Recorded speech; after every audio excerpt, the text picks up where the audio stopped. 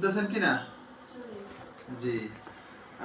ওর diary দেখ, দোনোজনের diary আপনি দেখেন কি না?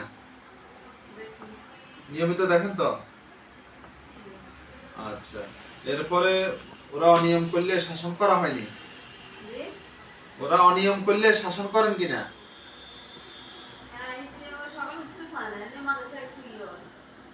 এখন এক্ষেত্রে প্রয়োজনে শাসন করতে হবে, যতটুকু প্রয়োজন, ঠিক আছে? অতিরিক্ত করা যাবে না। শাসন করেন তো? জি। এরপরে পড়ার জন্য আপনি পড়ান বাসায় না অন্য প্রাইভেট পড়ে অন্য কোথাও? ম্যাডাম পড়ায়। আচ্ছা, আপনি সময় দেন যে কত, 1-1.5 ঘন্টা 2 ঘন্টা এরকম সময় দেননি বাসায় যখন ম্যাডাম পড়াবে? এর বাইরে সকাল সন্ধ্যা যে টাইম আছে, আপনি এক্সট্রা অতিরিক্ত সময় দিতে হবে, যেভাবে হোক শুয়ে বসে হইলে ওদেরকে সময় দিতে হবে, ঠিক আছে? বাসায় ডিশ লাইন আছে নি? না। তো এই অ্যান্ড্রয়েড সেট টিভি কেমনে চলে? ওয়াইফাই দিয়ে চলে কেন? ইউটিউব চলে, ঠিক আছে। এই জন্য এগুলো ব্যবহারের ক্ষেত্রে যেমন আমার ওয়াইফের কথা বলি, আমার বাচ্চা ছেলের বয়স হচ্ছে 6 মাস। মা যখন বাচ্চারা খাওয়ায় তখন মোবাইল দেখে, তো ওইটা হচ্ছে বাচ্চা 6 মাসের বাচ্চা মায়ের মোবাইলের দিকে তাকায় থাকে। কথা বুঝছেন কিনা? হ্যাঁ, এই যে বাচ্চারা অপরিণত বয়সেও কিন্তু অভ্যস্ত হয়ে যাচ্ছে মোবাইলে, ঠিক না? আমার মেয়ের বয়স হচ্ছে 6 মাস, 4 বছর বড়টা। কিন্তু এই যে মা যখন মোবাইল দেখে শুয়ে থাকে, তখন বাচ্চা কিন্তু মায়ের সাথে এসে বালিশের সাথে একদম মাথার সাথে মাথা লাগাই দিয়ে মায়ের সাথে মোবাইল দেখে, ঠিক না?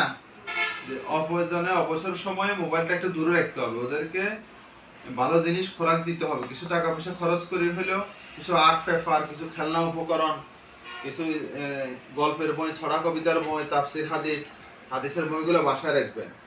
আপনি মন চাইলেও এগুলো ব্যবহার না করলে বাচ্চারা ওগুলাতে কিছু বিরত থাকি, এগুলো টাকা খরচ করলে এগুলাতে একটু ব্যস্ত থাকবো, বুঝছেন? না আপনি যদি মনোরঞ্জন করেন, টিভি দেখেন, তাহলে বাচ্চারা কিন্তু নষ্ট হয়ে যাবে। কথা বুঝতে পারছি কিনা? এই জন্য মন চাইলেও টিভি মোবাইল থেকে নিজেকে দূরে রাখতে হবে। এর মধ্য দিয়ে আপনার বাচ্চাদেরকে আপনি নিরাপত্তা দিচ্ছেন, বুঝছেন কিনা? আর এখানে কিছু শরিয়ার নীতিমালা আছে, ইসলামী শরিয়ার নীতিমালা। মোবাইল দেখলে অনায়াসে গুনাহের সম্পৃক্ততা আছে, আছে না? পর পুরুষ, পর মহিলা, হ্যাঁ, অশ্লীল বিষয়গুলো অনায়াসে চলে আসতেছে। এজন্য ইসলামী শরিয়া নীতিমালা পালন করার জন্য চেষ্টা করবেন ইনশাআল্লাহ, ঠিক আছে? নিজেকে এর দ্বারা নিজের কল্যাণই হবে, নিজের আমলনামা ভালো হবে, গুনাহমুক্ত জীবন হবে, পাশাপাশি আমাদের বাচ্চারা আমাদের থেকে ভালো কিছু উপযুক্ত পরিবেশ পাবে, ঠিক আছে? তো মাঝে মধ্যে নফল নামাজ, তাহাজ্জুদ নামাজ পড়া হয়নি, পড়লে ওদের জন্য দোয়া করেননি নাম ধরে? জি, দোয়া করবেন না, তাহাজ্জুদ নামাজের জন্য অন্তত মাসে 1-2 বার হলেও চেষ্টা করবেন, ঠিক আছে? আর হচ্ছে পড়াশোনার বিষয় নিয়ে আপনি কোনোদিন আমাদেরকে কিছু বলছেন?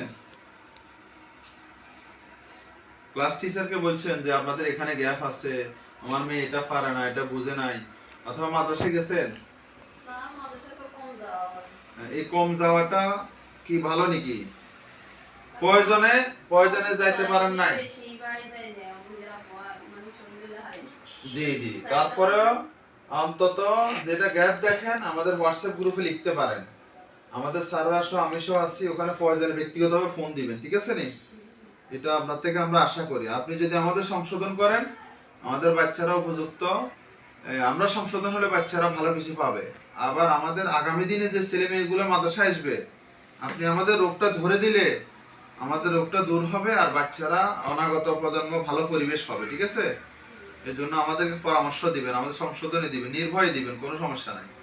আমরা এটা ভদ্রভাবে দিবেন, আমরা এটা রিসিভ করে নেব ইনশাআল্লাহ, ঠিক আছে? আমাদের প্রতি কোনো পরামর্শ আছে না আপনার?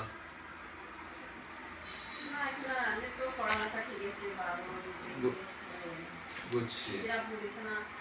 হুম, আচ্ছা, আমাদের প্রতি আপনার কোনো পরামর্শ আছে না আপনার? জি, মানে আশপাশে ভর্তি হওয়ার মতো ছেলে মেয়ে আছে নি? এই বাসা হোক আপনার পরিচিত না? বুঝছি। জি, আর হচ্ছে আমরা কিন্তু এবছর ক্লাস 3 থেকে 4th শ্রেণী পর্যন্ত চালু হবে, ঠিক না? 4th শ্রেণী চালু হবে, কিন্তু আমরা কমিটির সিদ্ধান্ত নিচ্ছে যে 4th সাথে 5ম শ্রেণী বাড়াবো আমরা। সুতরাং অন্য প্রতিষ্ঠানে 5ম শ্রেণী পর্যন্ত পড়লেও ওদেরকেও বলতে পারেন। আমরা যদি বারবার ওদের বাসায় গিয়ে যেটা বলবো, তার চাইতে আপনি যদি একবার বলেন, এটা অনেক বেশি কাজ দিবে, ঠিক আছে? তা আমরা জি, আমরা এক্ষেত্রে আপনার সহযোগিতা কামনা করি ইনশাল্লাহ, ঠিক আছে? জি, এমনি কারো জানাশোনা আছে না যে অমুকের বাচ্চা আছে এরকম?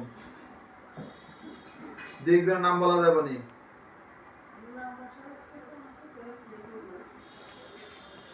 ঠিক আছে, আমরা আপনার সাথে আপনার কোনো বিষয় বলার আছে না আমাদের সাথে?